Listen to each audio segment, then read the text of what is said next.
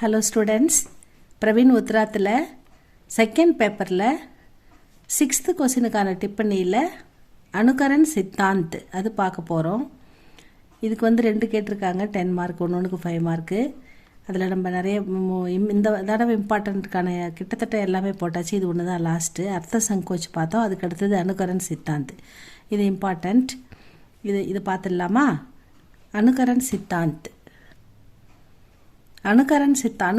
அனுகரன் அப்படின்றது ஒரு ஒன்றை மாதிரி ஒரு சத்தம் அதே மாதிரி இருக்கிறது, ஒத்த சத்தங்கள், ஒத்த ஒரு வித ஆவாஜ் சவுண்டு, அதே போல் இதே போல் இந்த மாதிரி தண்ணி கொட்டுற மாதிரி, அந்த மாதிரி திறக்கும்போது காக்கா கத்துற மாதிரி, இந்த மாதிரி ஒரு சாயல், ஒரு சத்தத்தின் சாயலை வைத்து அந்த அந்த பொருளுக்கு அந்த விலங்குக்கு பெயர் வைத்தார்கள் நம் முன்னோர்கள், ஆதிகால மனுஷன். அதுதான் அனுகரன் சித்தாந்த் அப்படின்னு சொல்கிறாங்க. சித்தாந்தம், அனுகரன்னா ஒரு சாயல், ஒரு விஷயத்தை பார்த்து அதில் என்ன சத்தம் வருதோ அதுக்கான அந்த சத்தத்தை வச்சு அதுக்கான பேர் வச்சாங்க.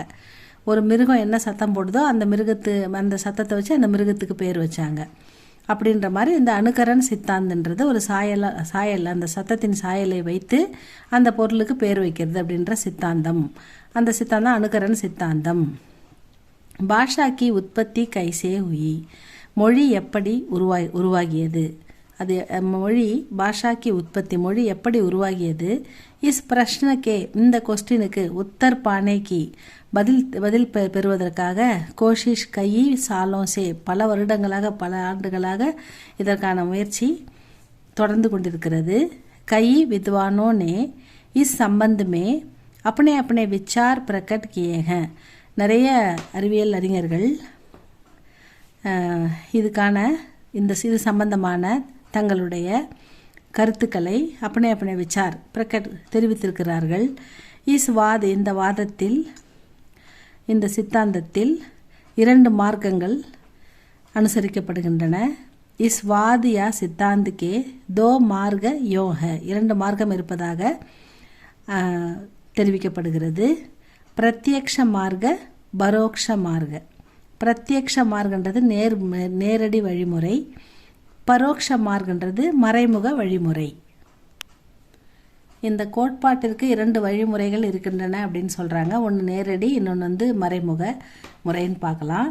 பிரத்யக்ஷ மார்க்கமே சீதே பாஷா கே ஜன்ம கி வியாக்கியா கர்னே கா பிரயத்தன கர்த்தே ஹை. அதாவது நேரடி வழிமுறையில் நேரடியாக எப்படி மொழிகள் உருவாயிச்சு, வார்த்தைகள் வந்தன அப்படின்றத வச்சு ஆராய்ச்சி பண்ணி சொல்கிறாங்க.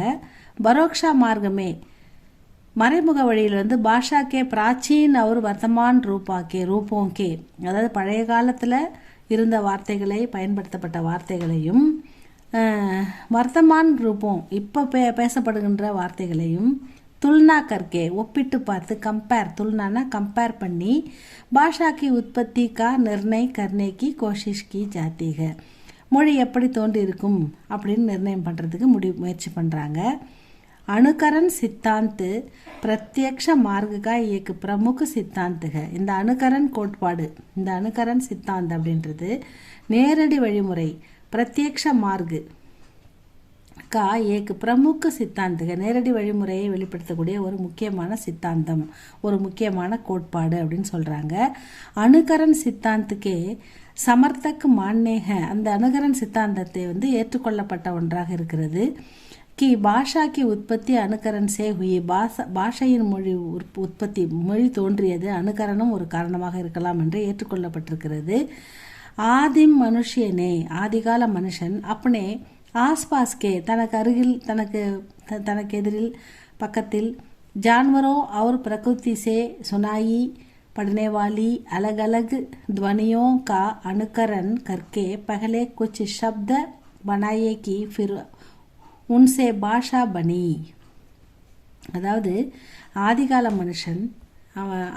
மனுஷன் அவன் என்ன பண்ணான்னா, அவனுக்கு பக்கத்தில், ஒரு அருவிக்கு பக்கத்தில் போகும்போது அருவியிலேருந்து வர சத்தம், ஒரு நதி ஓடும்போது அந்த நதியிலேருந்து வர சத்தம், அப்புறம் ஒரு விலங்கு போடும்போது அது போடுகின்ற சத்தம், அந்த விலங்குலேருந்து வருகின்ற சத்தம், இந்த மாதிரி பிரகிருதி, இயற்கையில் நதி, ஆறு, அருவி, இதெல்லாம் இயற்கையான சத்தங்கள். அனிமல் வந்து அது ஓடும்போது விளையாடும்போது சிரிக்கும்போது அதில் ஏற்படுற சத்தங்கள். சுனாயி பட்னே வாலி அலகு அலகு துவனியும், அந்த வேறு வேறமான துவனி சவுண்டு, அந்த சத்தங்கள் அதை வச்சு அதை அனுசரித்து அதன் சாயல்படி அதை அணுக்கரன் சொல்கிறதால அதை மாதிரி அதுக்குண்டான பேர் அதுக்குண்டான சத்தத்தை வச்சே என்றதுக்கு அணுக்கரன் கற்கே பகலே குச்சி சப்த மனாய். முதல்ல சில வார்த்தைகளை உருவாக்குறாங்க.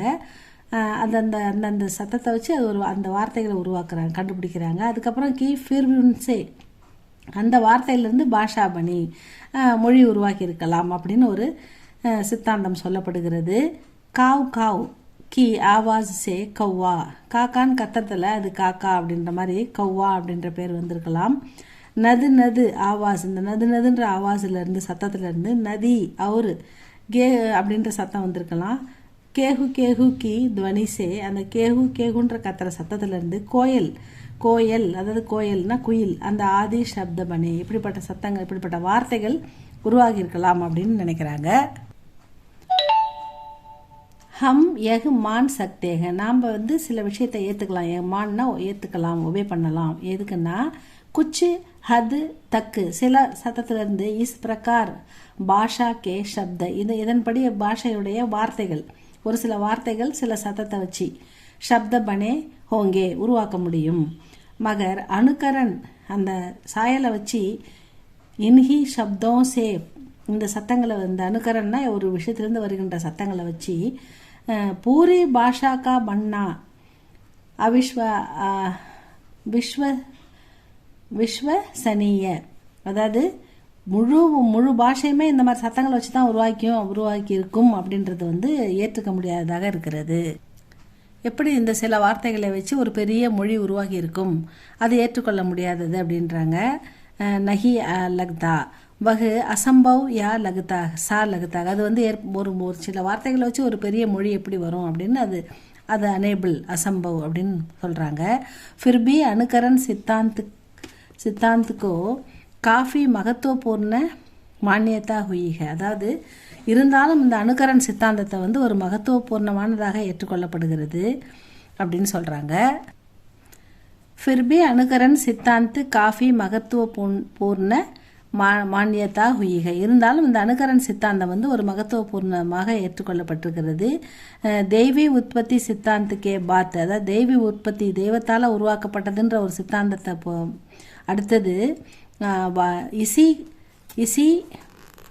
இசி வாத், இந்த அணுக்கரன் சித்தாந்த வாத் வந்துக்கா மகத்துவபூர்ண ஸ்தான்க, இது இரண்டாவதாக தெய்வ உற்பத்தி சித்தாந்தத்துக்கு அடுத்து இந்த சித்தாந்தம் வந்து ஏற்றுக்கொள்ளப்பட்டதாக இருக்கிறது அப்படின்னு சொல்கிறாங்க. இதுதான் வந்து அணுக்கரன் சித்தாந்த். ஸ்டூடெண்ட்ஸ் இதை படித்து பாருங்கள். இது உங்களுக்கு பிடிச்சிருந்தால் லைக் பண்ணுங்கள், ஷேர் பண்ணுங்கள், சப்ஸ்கிரைப் பண்ணுங்கள் ஸ்டூடெண்ட்ஸ். தேங்க்யூ ஃபார் வாட்சிங்.